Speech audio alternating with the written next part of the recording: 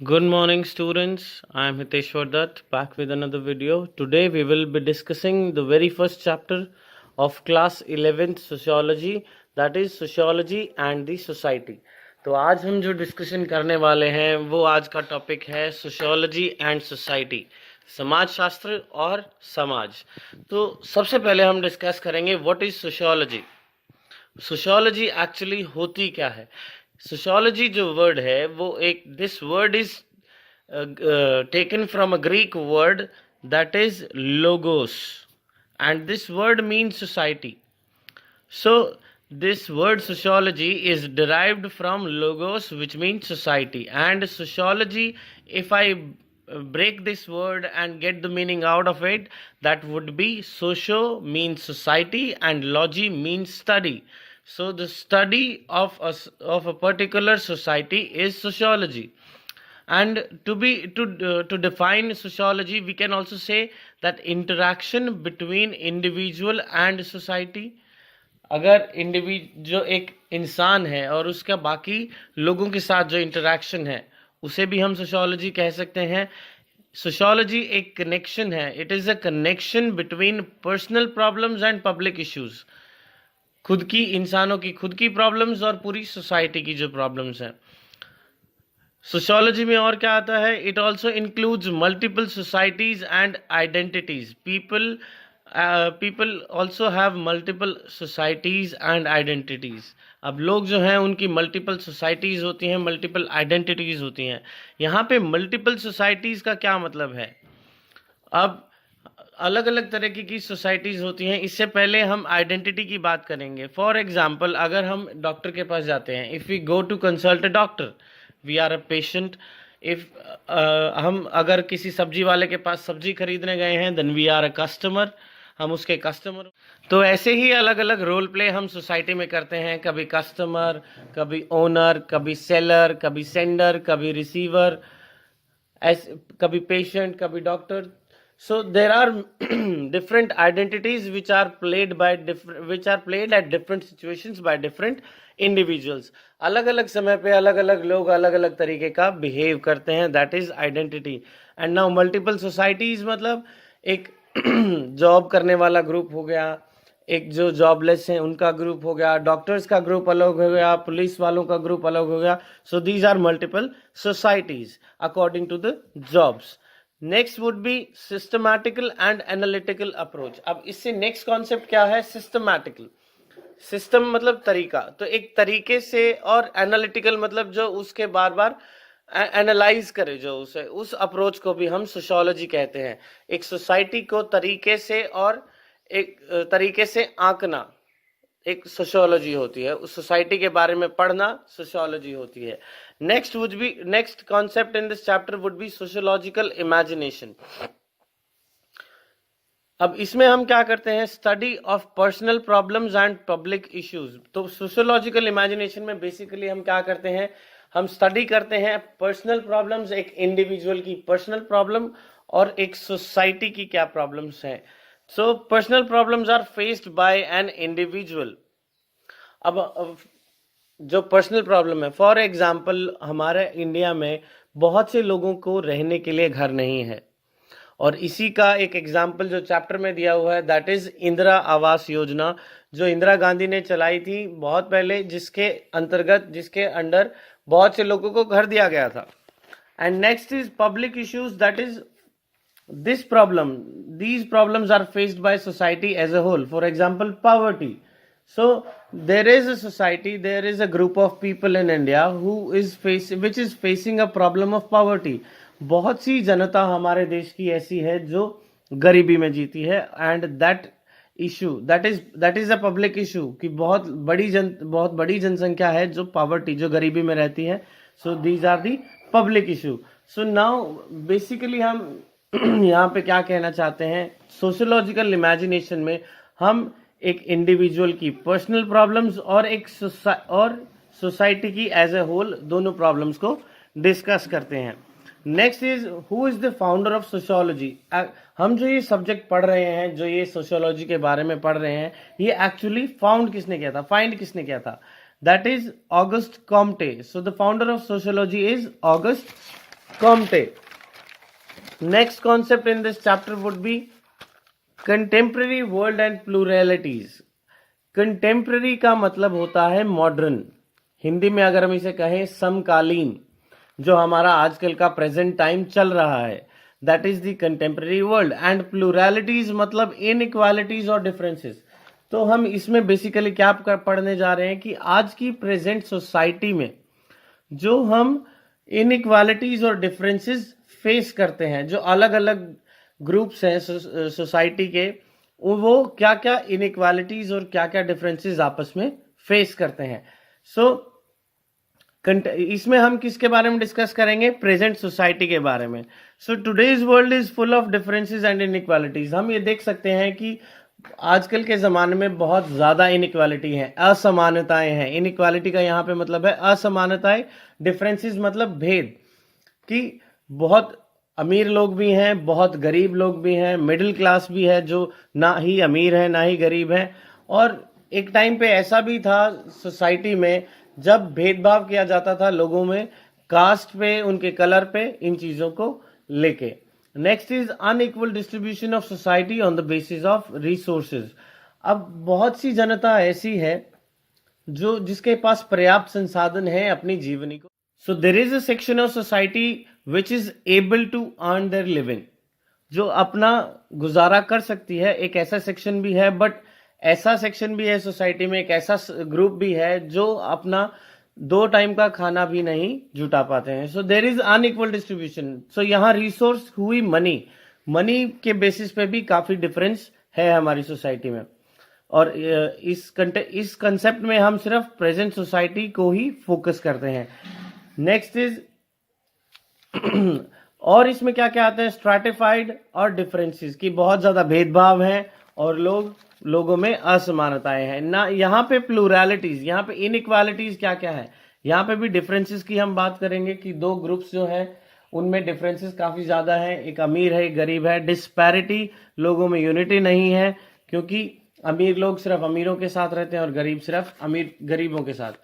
Rich and poor, 2 sections बने हुए society के. जो रिच हैं वो अमीरों के साथ ही रहेंगे और जो पुअर हैं वो गरीबों के साथ ही रहते हैं. Next is class. यहाँ पे क्लास 2 पार्ट्स में डिवाइडेड है, working class and owner class, जो दूसरों के लिए काम करती है और जो वो बिजनेस ओन करती है.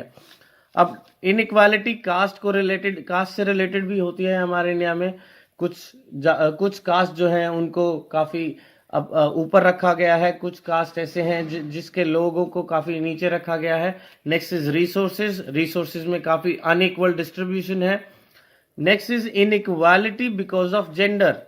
अब अगर हम इसकी बात करें तो विमेन एम्पावरमेंट की आजकल बात होती है, क्योंकि एक टाइम ऐसा था हमारे इंडिया में या पूरे वर्ल्ड में जब सिर्फ मेंस को, सिर्फ आदमियों को, सिर्फ पुरुषों को ही सारी प्रिविलेजेस मिलती थी एंड विमेन्स को इग्नोर किया जाता था. उनको वो राइट्स एंड वो इक्वालिटी नहीं दी जाती थी जो कि एज कंपेयर टू मेंस को मिलती थी. नेक्स्ट टॉपिक इन इस चैप्टर में हम नेक्स्ट किस चीज की बात करेंगे? Sociologist and spy. अब सोशियोलॉजिस्ट तो वो इंसान हुआ जो सोशियोलॉजी की स्टडी करता है या उसके बारे में रिसर्च करता है या उसमें नई नई चीजें इन्वेंट करता है, इंट्रोड्यूस करता है. अब स्पाई होता है जासूस. अब एक स्पाई में, now what is the difference between a spy and a sociologist और how they could be similar? So now this is what we're going to study, how they are different and similar, how a sociologist and a spy are different and similar. कि एक जासूस और एक समाज शास्त्री कैसे समान है और कैसे वो आपस एक दूसरे से अलग हैं. सो यहाँ पे हम सबसे पहले डिफरेंसेस की बात करते हैं. सबसे पहला सोशियोलॉजिस्ट के बारे में अगर हम बात करें तो वो सोसाइटी को एक जनरल वे में स्टडी करता है, पूरी सोसाइटी को बराबर रख के स्टडी करता है, जबकि एक स्पाई जो है वो क्राइम के पॉइंट ऑफ व्यू से एक पर्टिकुलर पार्ट को स्टडी करता है. Next is a sociologist must be critical, that means he must be serious about his work. Next is, अब स्पाई की अगर हम बात करें वो गवर्नमेंट अप्रूव्ड होना चाहिए. सोशियोलॉजिस्ट जो है वो अनबायस्ड होना चाहिए, मीन्स ऐसा ना हो कि वो सिर्फ एक पर्टिकुलर सेक्शन को दूसरे सेक्शन से ज्यादा प्रिविलेज्ड या ज्यादा ऊपर दिखाए, ऐसा नहीं होना चाहिए। एक सोशियोलॉजिस्ट को पूरी सोसाइटी को बराबर रख के ही कोई स्टडी या कोई थ्योरी को इंट्रोड्यूस करना चाहिए। जबकि स्पाई जो है वो बायस्ड होता है। Biased in the sense not like कि वो एक तरफा झुका हुआ होता है, बट स्पाई जो है वो एक पर्टिकुलर काम के लिए, एक पर्टिकुलर पार्ट के लिए ही काम कर रहा होता है, इसलिए हम उसे बायस्ड कह सकते हैं। एक सोशियोलॉजिस्ट जो है वो विदाउट प्रेजुडाइज होना चाहिए, विदाउट इन्फ्लुएंस भी होना चाहिए, उसके ऊपर किसी का प्रभाव नहीं होना चाहिए, वो अपनी अपनी विवेक से काम ले। माइंडसेट अबाउट द पीपल, कि लोग एक दूसरे के बारे में क्या सोचते हैं। फॉर एग्जाम्पल, अगर हमने एक इंसान को करप्ट घोषित कर दिया है, so that will be his prejudice, कि लोगों ने उसे करप्ट घोषित कर दिया है। स्पाई जो है, जबकि दूसरे इसके ऑपोजिट इन्फ्लुएंस्ड होता है, वो लोगों के बयानों से, लोगों की बातों से इन्फ्लुएंस्ड होता है किसी भी रिजल्ट पर आने के लिए। अब इन दोनों में सिमिलैरिटीज क्या हैं? सिमिलैरिटीज यहाँ पे क्या है कि दोनों ही जो है, both of them represents voice of people. Sociologist भी जो है वो लोगों की वॉइस को रिप्रेजेंट करते हैं, और स्पाई भी जो है वो भी लोगों की वॉइस को ही रिप्रेजेंट करते हैं। बट डिफरेंस यहाँ पे क्या आ जाता है, सोशियोलॉजिस्ट जो है वो सोसाइटी की प्रॉब्लम्स के बारे में डिस्कस करता है, और एक स्पाई जो है, a spy discusses only about the crimes which are happening in the society. Both of them are unbiased, both of them are critical and serious about their jobs. Next thing which we would discuss in this chapter is industrialization. So sociology में industrialization कैसे related है? Because there is a change. Industrialization आने के बाद, औद्योगिकरण आने के बाद हमारी सोसाइटी में बहुत चेंजेस आए। तो उससे पहले की सोसाइटी क्या थी और उससे बाद की सोसाइटी क्या थी, इसलिए इंडस्ट्रियलाइजेशन भी हमारे सोशियोलॉजी में एक इम्पॉर्टेंट रोल प्ले करता है। बट इसको हम 4 भागों में बांट देते हैं, that is pre industrialization, post industrialization, changes because of it, and focus on England. Focus on England इसलिए जरूरी है क्योंकि पूरी दुनिया में इंडस्ट्रियलाइजेशन इंग्लैंड से ही फैला है। So industrialization means setting up factories and industries. औद्योगिकरण का क्या मतलब है कि फैक्ट्रीज और उद्योगों को स्थापित करना, उनको नए नए कामों के अवसर प्रदान करना जिससे लोगों की स्टैंडर्ड ऑफ लिविंग बढ़े। बट जरूरी नहीं है ऐसा ही हो। Relating industrialization with sociology, there was a society which was pre-industrialization society that was agro-based, closely knit and interconnected. अब एक सोसाइटी थी, एक समाज था जो इंडस्ट्रियलाइजेशन के आने से पहले हुआ करता था, जो ज्यादातर खेती पे बेस्ड था, वो ज्यादातर खेती ही करते थे, काफी क्लोजली नेट था, बड़े बड़े परिवार हुआ करते थे, सब एक साथ रहा करते थे, एंड इंटरकनेक्टेड, लोग आपस में एक दूसरे से जुड़े हुआ करते थे। इसके उलट पोस्ट इंडस्ट्रियलाइजेशन क्या हुआ, एक्सप्लॉइटेड जो लोग थे उनका शोषण हुआ, उनके अधिकारों की अवहेलना की गई, उनको वही सब चीजें उसी लेवल पे प्रोवाइड नहीं कराई गई। मूवमेंट, इंडस्ट्रियलाइजेशन आने के बाद लोगों का मूवमेंट, मास मूवमेंट शुरू हुआ, बड़ी तादाद में लोग गांवों से चलकर शहरों में आने लगे, जिसकी वजह से एक नई टर्म इंट्रोड्यूस हुई सोशियोलॉजी में, दैट वाज टाउन्स। उससे पहले सभी गांव ही हुआ करते थे। और ना कि सिर्फ टाउन, इससे एक और नई टर्म पैदा हुई, दैट वाज इंडस्ट्रियल सिटीज, औद्योगिक शहर। अब औद्योगिक शहर उन्हें कहा जाता था जहां पे सिर्फ उद्योग ही पाए जाते थे, तरह तरह के उद्योग पाए जाते थे। इस इंडस्ट्रियलाइजेशन की वजह से चेंजेस आए, कैपिटलिज्म, वर्किंग क्लास, वर्कर और ऑनर, ये 2 क्लास बांट दी गई उसकी वजह से। मूवमेंट ऑफ पीपल, लोग बड़ी तादाद में गांव से चलकर शहरों में आने लगे। इंडस्ट्रियलाइजेशन, नए नए उद्योगों की स्थापना की गई। सोशल मोबिलिटी, लोग आपस में एक जगह से दूसरी जगह जाने लगे और घुल मिलकर रहने भी लगे, लेकिन नई नई सोसाइटीज, नए नए कल्चर्स आपस में मिक्सअप होने लगे। एक्सप्लॉयटेशन ऑफ लेबर, अब एक्सप्लॉयटेशन में बहुत सारी चीजें आ जाती हैं। For example, low wages, poor working condition, etcetera etcetera. अब लॉन्ग आवर्स, ये तीन मेन चीजें हैं। जैसे कि लो वेजेस, उनको उतना पे नहीं किया जाता था, उनको उतनी वेजेस या सैलरी या उनको उतनी तनख्वाह नहीं मिलती थी जितना वो काम करते थे। नेक्स्ट इज उनके काम करने के हालात। जो जो मजदूर कोयले की खदानों में या बाकी किसी खदान में काम करते थे, उनके वर्किंग कंडीशंस, उनके काम करने के हालात इतने अच्छे नहीं हुआ करते थे और उनको लगभग 12 से 16 घंटे काम करना पड़ता था। और चेंजेस क्या है? औद्योगिक शहरों की स्थापना होने लगी, इंडस्ट्रियल सिटीज सेटअप होने लगे। Last topic which we are gonna discuss today is focus on England and changes in the society. हालांकि हमने अभी अभी चेंजेस को डिस्कस किया है, बट यहाँ पे हम चेंजेस जो हैं वो इंग्लैंड और इंडिया से रिलेटेड की डिस्कशन करेंगे कि इंग्लैंड और इंडिया में इंडस्ट्रियलाइजेशन की वजह से सोसाइटी में क्या चेंजेस आए। Britain was the first country. Focus on England इसलिए भी है, हम इंग्लैंड का जिक्र इंडस्ट्रियलाइजेशन में, औद्योगिकरण में इंग्लैंड का जिक्र इसलिए भी किया जाता है क्योंकि इंग्लैंड ही वो देश है जहां से इंडस्ट्रियलाइजेशन पूरी दुनिया में फैला। और हमें भी, हमारे भारत को भी जो एक्सपोजर औद्योगिकरण की तरफ मिला वो भी ब्रिटिशर्स की वजह से, क्योंकि हम हमारे ऊपर जब अंग्रेजों ने राज किया था, वो उन्होंने नई नई फैक्ट्रियां, इंडस्ट्रियां सेटअप की थी हमारे भारत में। चेंजेस क्या हुए? कैपिटलिज्म, ब्रिटेन में भी इंग्लैंड में भी एक गैप बना दिया गया वर्कर क्लास और लेबर क्लास में कैपिटलिज्म की वजह से। मूवमेंट ऑफ पीपल, ब्रिटेन में भी गांवों में से लोग शहरों में आने लगे। सिमिलरली इंडिया में भी लोग गांव से शहरों में आने लगे काम की तलाश में, जिससे उनका घर चल सके। इंडिविजुअलिज्म, ये टर्म नया है, इंडिविजुअलिज्म। अब इंडस्ट्रियलाइजेशन की वजह से ये एक नया कॉन्सेप्ट आने लगा सोसाइटी में, इंडिविजुअलिज्म। इंडस्ट्रियलाइजेशन से पहले लोग आपस में इंटरकनेक्टेड थे, एक दूसरे की बहुत फिक्र किया करते थे, लोग घुल मिल कर रहते थे। बट इंडस्ट्रियलाइजेशन आने के बाद लोग सेल्फ सेंटर्ड ज्यादा होने लगे, अपनी तरफ ज्यादा ध्यान देने लगे, अपने परिवार की तरफ ज्यादा ध्यान देने लगे, ना बजाय कि सोसाइटी के। जैसे कि लोग पहले घुल मिलकर सब एक साथ रहते थे, वैसे बाद में लोग नहीं रहते थे। Next is social mobility, cultural. Social mobility से यहाँ मतलब है कल्चरल मिक्सअप। एक जगह से लोग दूसरी जगह जाते थे तो अपना कल्चर वहां पे लेके जाते थे, जिससे कल्चरल मिक्सअप भी होने लगा। Next is exploitation of labour.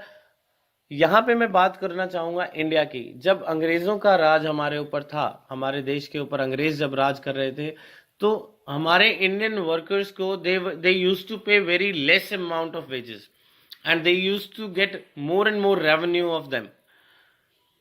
उनसे जितना ज्यादा हो सके पैसा कमाते थे और उनको कम से कम पे करते थे। औद्योगिक शहर, भारत में भी बहुत से औद्योगिक शहर बसने लगे। बट यहाँ पे एक चीज हम जो डिस्कस करेंगे, पोल्यूटेड, स्मॉल एंड डर्टी।